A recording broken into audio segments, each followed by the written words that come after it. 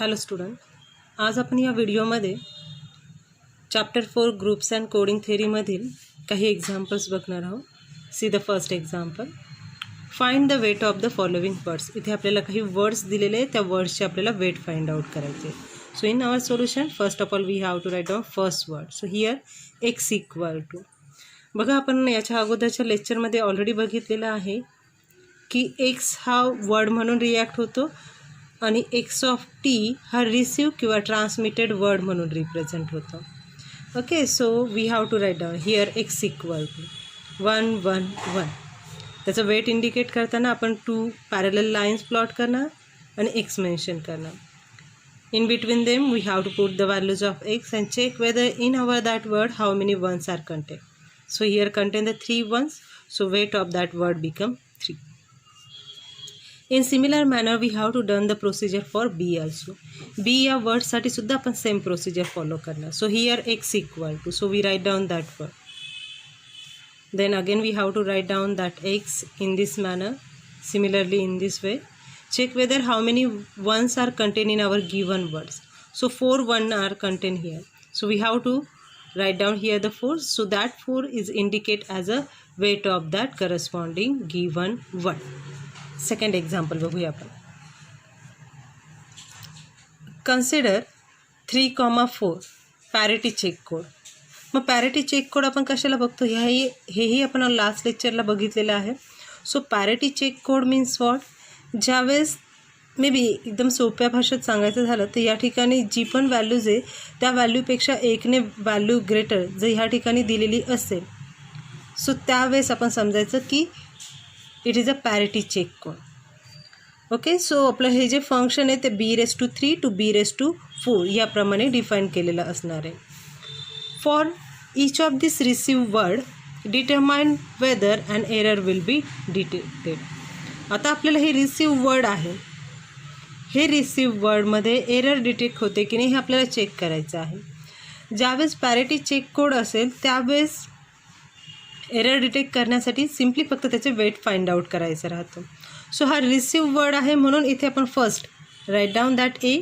Here xt equal to write down that word. Then find out its weight. Check whether how many ones are contained here. The 2 ones are contained, so write down the 2, which is a even weight. ज्यावेळेस even weight मिळेल त्यावेळेस लक्षात घ्यायचं there error cannot be detected. यावेळेस दिलेल्या receive वर्डमध्ये कोणत्याही प्रकारची error detect होणार नाही. सेकंड बी मेन्शन करणार. So write down the second receive word xt which is equal to 0 1 0 0. So we have to find out its weight which is equal to 1, so which is a odd weight. मग odd value आली. मग odd value जर येत असेल म्हणजे ज्याही वेळेस receive वर्डचा weight find out केला आणि ते सिम्प्लिफिकेशन जो ऑड वेट देत असेल त्यावेळेस आपण मेन्शन करणार the error can be detected. Even weight मिळत असेल तर error can not be detected आणि ऑड वेट मिळत असेल तर error can be detected. See the next example.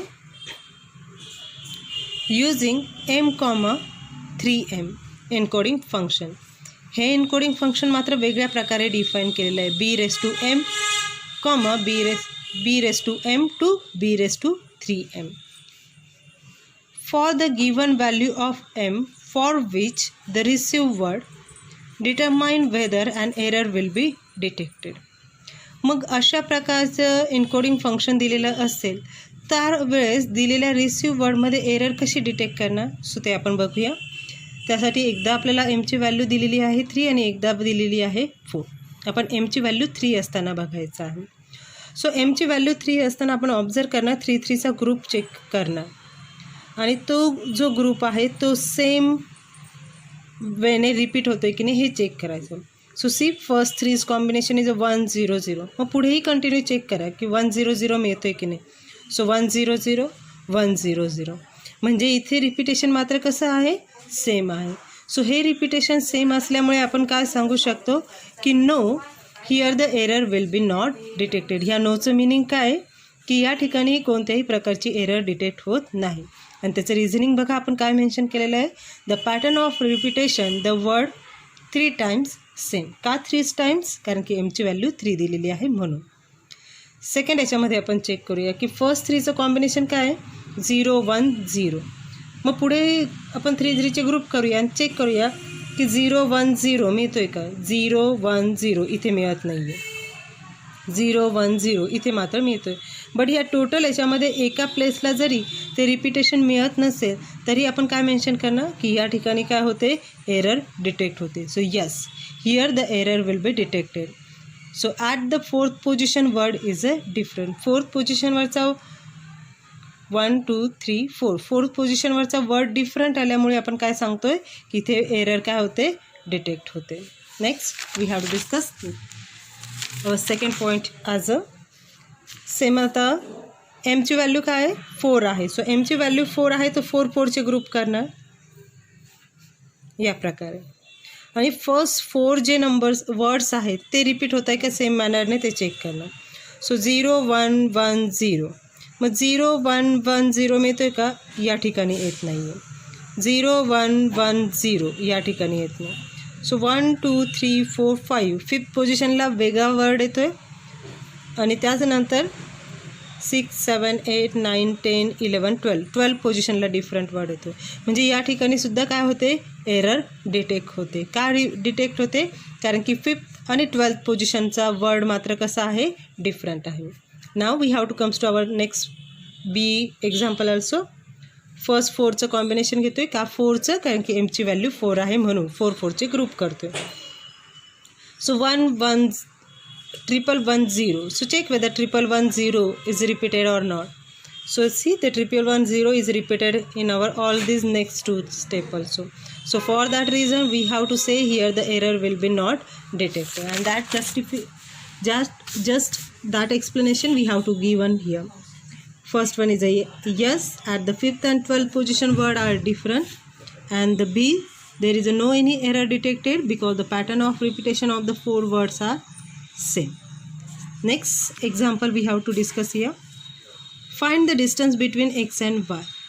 x and y दिलेल्या x आणि y चे जे वर्ड्स दिलेले त्याच्यामध्ये आपल्याला डिस्टन्स फाइंड आउट करायचं आहे. So see here we have to give on that value x and y. In our solution write down first of all x and y's value.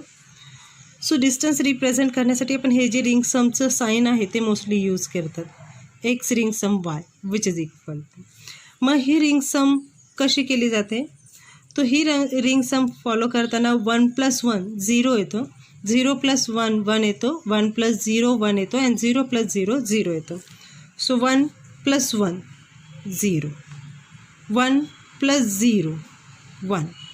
आणि may be तुम्ही नेहमीप्रमाणे आपण ज्याप्रमाणे ॲडिशन करतो त्याप्रमाणे ही उभ्या चार्टमध्ये मेन्शन केलं तरी चालेल.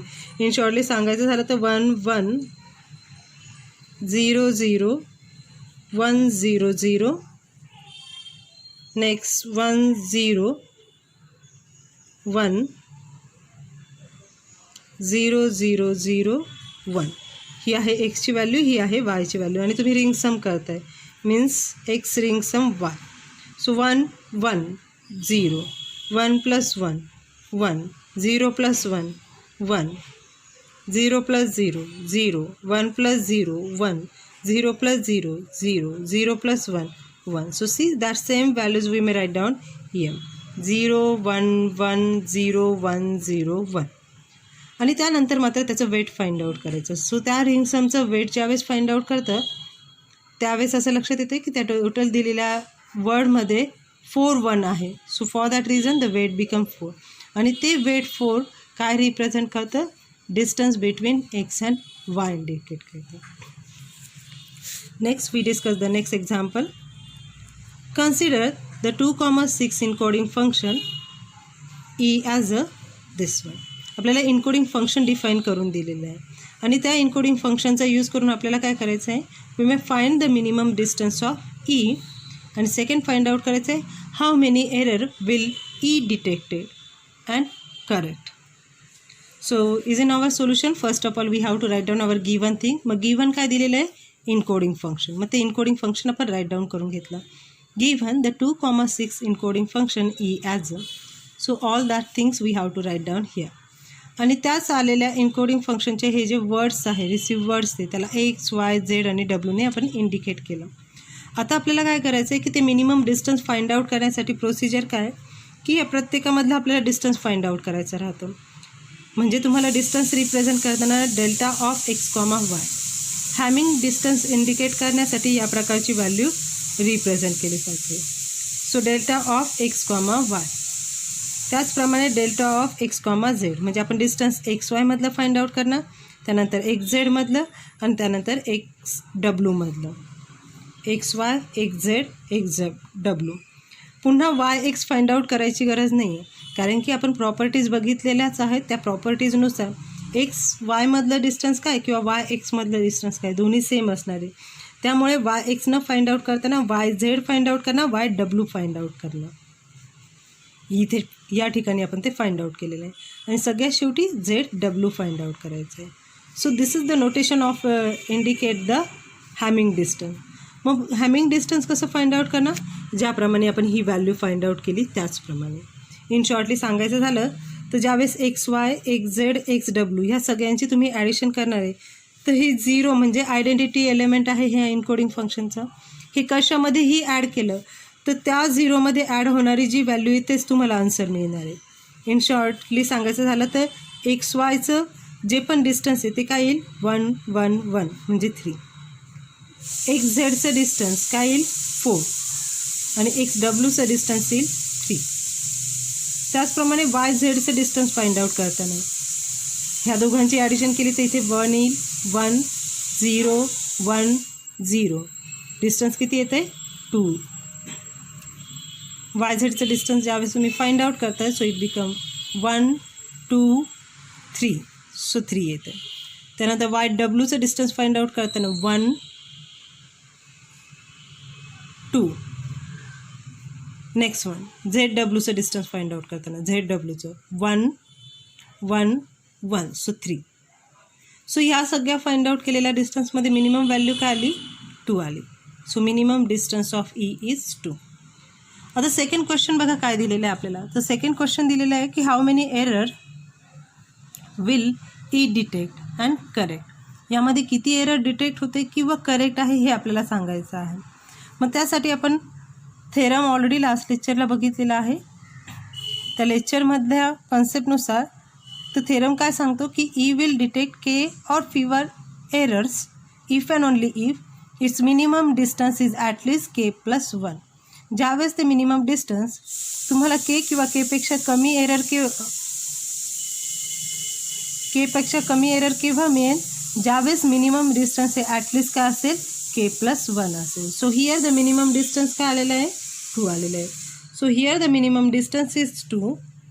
So we have 2 is greater than or equal to k plus 1. जे आपण वर्डमध्ये मेन्शन करतो तेच इथे राईट डाऊन केलेलं आहे. So 2 is greater than equal to k plus 1. हा 1 आहे शिफ्ट केला 2 - 1 सिम्प्लिफाय केला आन्सर आलं 1. के greater than or equal to 1. याचा अर्थ काय की ह्या कोडला एक तर एक एरर असेल किंवा एररच नसेल, कारण की केची व्हॅल्यू एक तर बरोबर असेल 1 is greater than or equal to के आणि 1पेक्षा लेस म्हटल्यानंतर के एरर म्हणजे काय 1 एक तर 1 किंवा 0. And for that reason we have to say so the code will detect 1 or no error. So no error म्हणजे एक तर हे करेक्ट असेल किंवा जास्तीत जास्त यामध्ये फक्त एक एरर असणार आहे. सो ह्याप्रमाणे आपण हे एक्झाम्पल इथे स्टॉप करूया. थँक्यू.